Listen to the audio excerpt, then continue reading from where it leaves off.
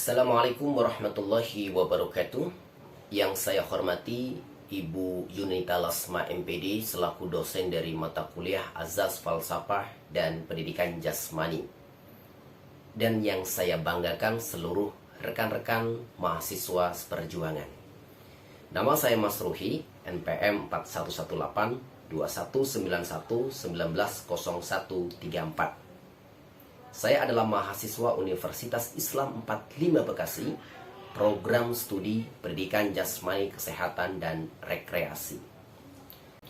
Dalam kesempatan kali ini, saya akan menjelaskan tentang sejarah daripada pendidikan jasmani.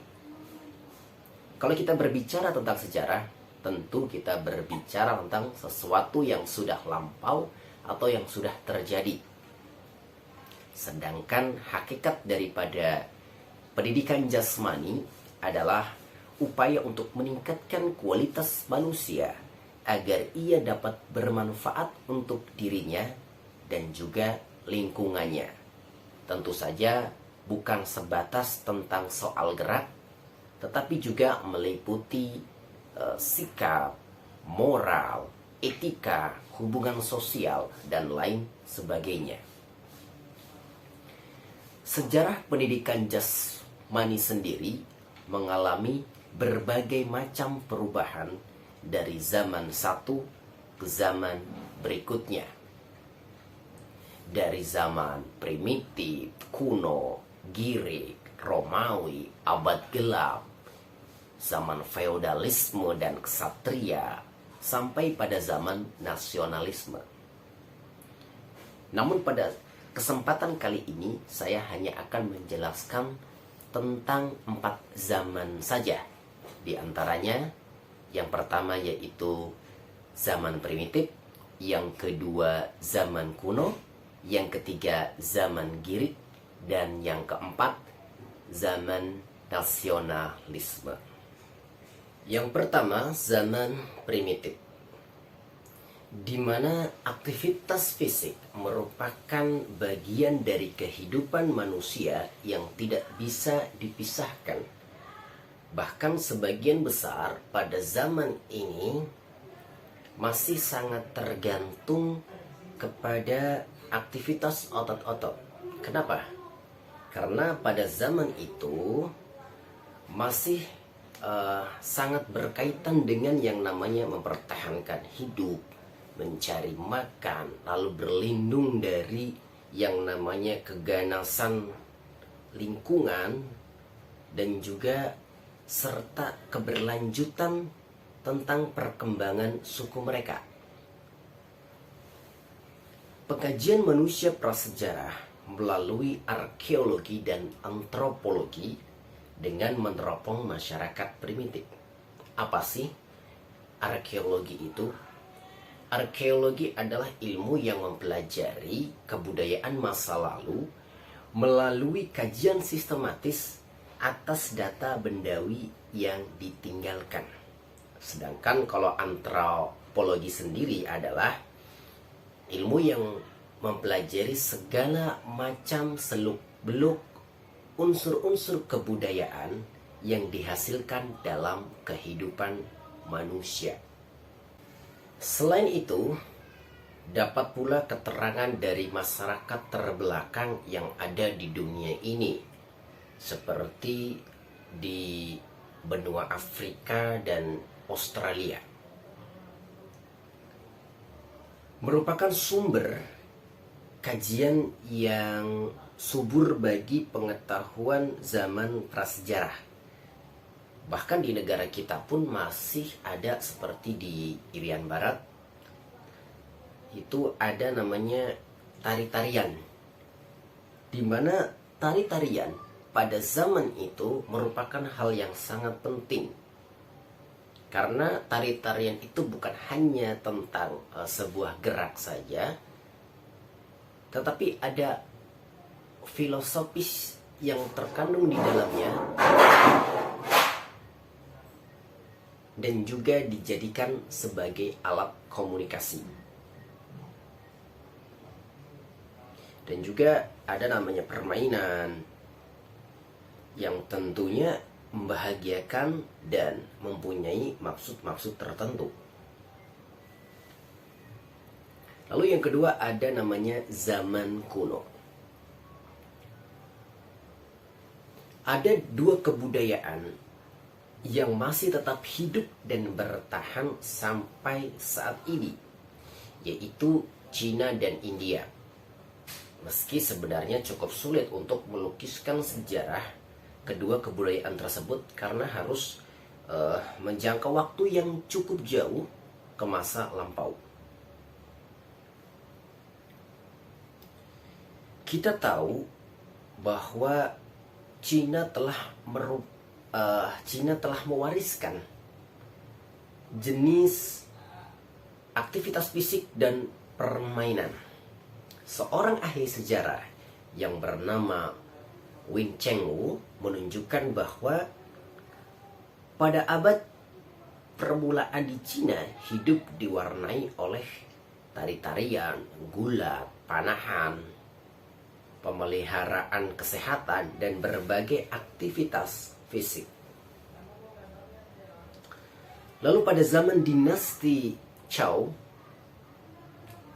1112 sampai dengan 506 sebelum Masehi adalah awal dari budaya Cina.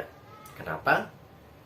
Pada zaman inilah mulai adanya yang namanya hukum, kebiasaan, sistem keluarga, dan berbagai macam aspek budaya lainnya.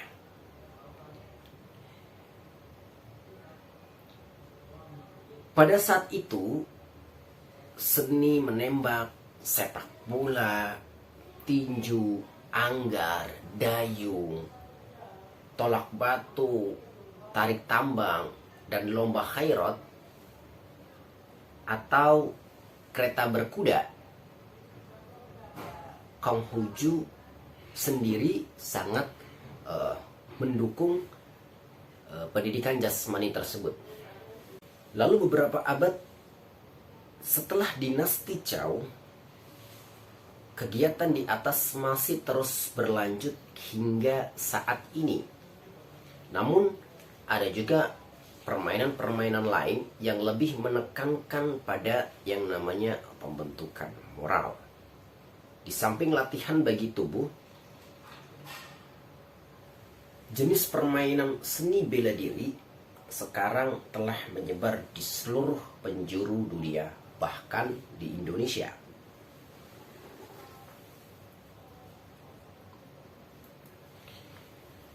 Kebudayaan India sama tuanya dengan kebudayaan Cina. Meskipun tekanan pada pendidikan jasmani diabaikan, di India dijumpai pula permainan dan aktivitas fisik.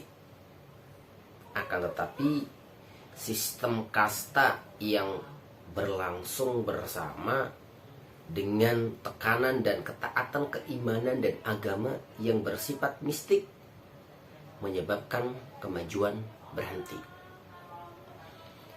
Jadi, kalau di India sendiri masih ada namanya sistem kasta, di mana sistem kasta tersebut menunjukkan perbedaan tentang nilai-nilai kehidupan mereka atau juga secara fungsi. Tentunya di dalam jenis-jenis kasta tersebut mempunyai nilai dan fungsinya masing-masing. Seperti ada namanya kasta Brahma, kasta Ksatria, Waisya, dan juga Sudra.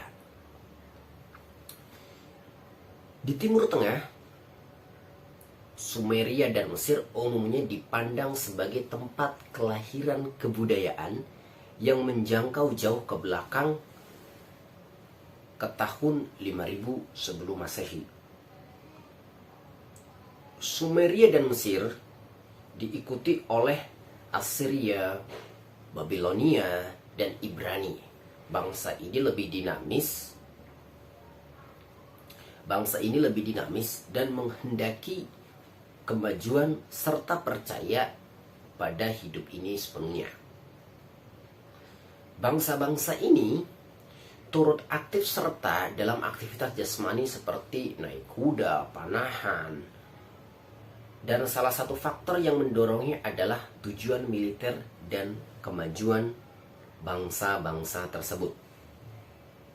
Mungkin Persia mencapai tingkat tertinggi dalam latihan jasmani sepanjang sejarah peradaban kuno, di mana Persia terkenal dengan bangsa penakluk yang tujuannya adalah perang untuk mengalahkan bangsa lain. Program latihan tentunya diatur oleh negara dengan tujuan pendidikan. Tujuan pendidikan jasmani dan moral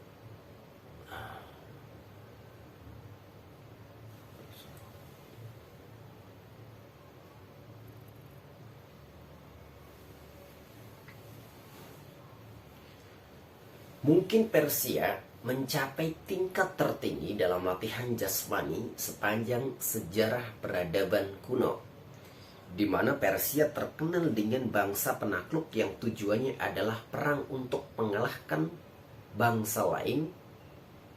Program latihan tentunya diatur oleh negara dengan tujuan pendidikan jasmani dan moral anak-anak muda. Bahkan di sana, anak laki-laki dilatih secara ketat sejak usia 6 tahun. Terdiri dari naik kuda, panahan, berburu, dan latihan jasmani berisikan pendidikan moral dan kemajuan.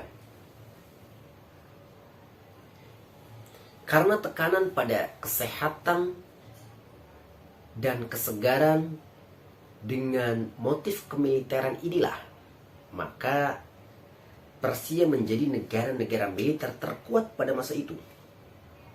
Persia terus berkembang sampai keruntuhan akhlak dan korupsi melemahkan negara ini. Di sini bisa kita garis bawahi bahwa ketika akhlak itu rusak, korupsi merajalela, maka itu akan melemahkan yang namanya negara atau menggerogoti pondasi dasar dari suatu negara. Kegagalan untuk tetap perkasa dengan fisik dan moral yang kuat membawa kehancuran Persia dan tentaranya yang akhirnya dikalahkan oleh namanya bangsa Girik yang mulai muncul sebagai kekuatan baru. Yang ketiga, zaman Girik. Jika Sumeria merupakan tempat kelahiran, maka Girik pada saat itu mencapai kedewasaannya. Tak ada bangsa lain, baik sebelum maupun sesudah Girik, yang meletakkan tekanan yang kuat, tidak hanya dengan intelektual, tetapi juga pada perkembangan dan kesempurnaan jasmani. Bangsa Girik mencapai puncak tertinggi peradaban dalam aspek-aspek seperti pemerintahan, sastra, seni, arsitek, filsafat, dan latihan jasmani. Sebenarnya tak ada yang mengetahui dengan pasti bagaimana perkembangan tersebut bisa terjadi.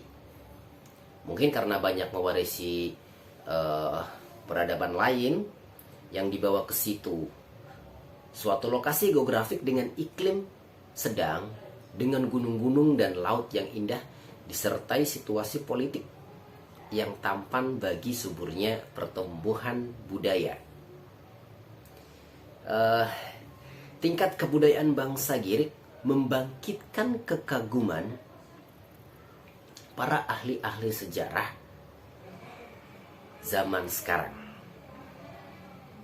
Bahkan tak ada persamaan dalam sejarah dimanapun melahirkan pemikir-pemikir, seniman-seniman, filosof-filosof, dan ilmuwan-ilmuwan seperti Athena. Orang-orang Athena percaya akan perkembangan keseluruhan dari individu dan interrelasi antara semua aspek kehidupan. Mereka memandang latihan jasmani sebagai cara membentuk mental, moral, sosial, maupun tubuh. Olimpiade bagi bangsa Girik lebih hanya sekedar festival olahraga. Bahkan mereka menyebutnya adalah jalan hidup atau way of life. Prestasi mereka dalam pertandingan atau perlombaan mengambil alih segala usaha dalam semua aspek-aspek kehidupan. Semangat untuk menonjol dalam bidang seni, ilmu, dan olahraga mempunyai tempat yang khusus dan tersendiri bagi orang Girik. Hanya warga negara bebas yang diizinkan turut serta dalam Olimpiade. Semua peserta mengambil sumpah Olimpiade dan bertindak sesuai dengannya. Bahkan orang Girik itu percaya kepada perkembangan tertinggi tanpa adanya kemungkinan akses. Meskipun demikian, pada waktu itu timbullah yang namanya pengaruh Romawi mulai melanda cita-cita dan tujuan bangsa Girik. Permainan pun pada saat itu berubah, seperti timbullah atlet bayaran, kecurangan, kesengsaraan, dan sensasi. Dan permainan pun sedikit demi sedikit merosot dan berakhir.